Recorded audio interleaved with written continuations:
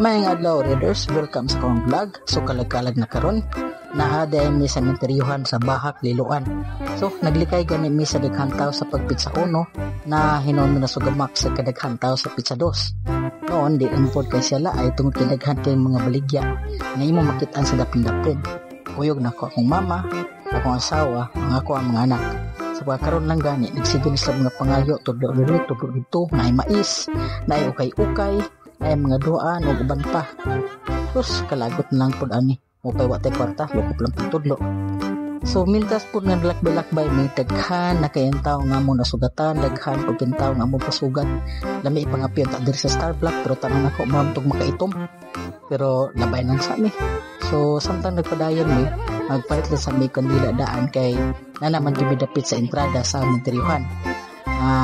Mahal pero sa naman wala naman din barato karong panahon na nga ako ang mama mo nagpili kay ako nang siguro kong video niya kay birthday naman sa niya ni kaugma. So na namin sa entrance no, diri na dapita ang mga daghan kayong kuot, mga baho ng bugan, bahong ilok, bahong lubot, ugban pa.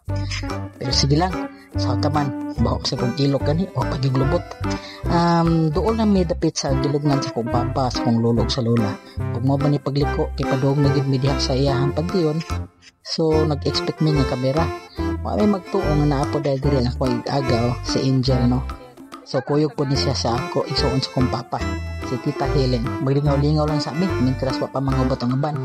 So ang akong mama hinahinala pog dagkot diri sa akong papa kana mas kinaubsan akong lolo mas tumato nga ug ako nang lula na adito kasi nagtuon mong akong lula no nga kanang baby pa bukog daw tos kong lula gibutang na sa pamay ug sa diha nabot pud akong tita kuyog pud si Ambana ug si Chloe.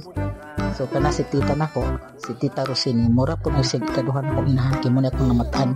Siya kung yaya, ako po magsigpabadlon niya. Kana siya. Way laing guwapa. Oh, tungod sa kong mama. Oh, kana po na kong tito na nindot snape kay buhok. Mura gid siya og ROTC way back to sa college days niya. Ay daghan kay mga tao nga nagsulod gawas sa diri sa menteryuhan ang namo kangit-ngit.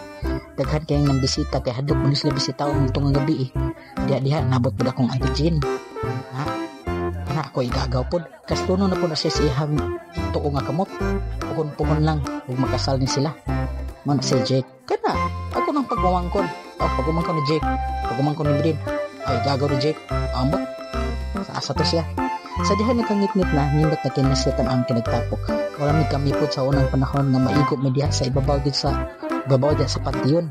Kaya namlaman ko sa una nga kami bata pa. Sus, daghan magtapok kibig mga igagaw. Bibo, kaayo hapon pa lang nag-abot ng mga makaon, storya, buritito, katawan dito.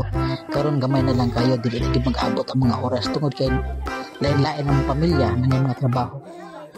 Kung kano sa hapit na may manguli, naabot po si King ng asawa. Siguro siya nakatambay kadiyot dahil nangulit po medahyon kaysa on man ngit naman paggutom na po ng uban si Auntie Jane gustong anak magkikaon pero dili naman komportable kaya wa man nakadala ang uban po mga makaon labaw nami so dili na pita pa doon namin sa gawas kaya medyo gutom na sadpod labaw na sa Kisha sige nga po nga magdimsum labaw na po akong mama ako lang yan duman sa una nga napa si Papa grabe gid mo kabibo nga mobisita diri sa menteryuhan o kana dihang dapita kanang naasig rice kadag lingkod sa kunan guman diha gyud sa lingkod og gisud niya sa ilong ang tuglos ni Santo Cristo ana siya kabibo pero sa taman namin gyud kinutuban ang tanan so padala mis paulit I guess ari nami buyers.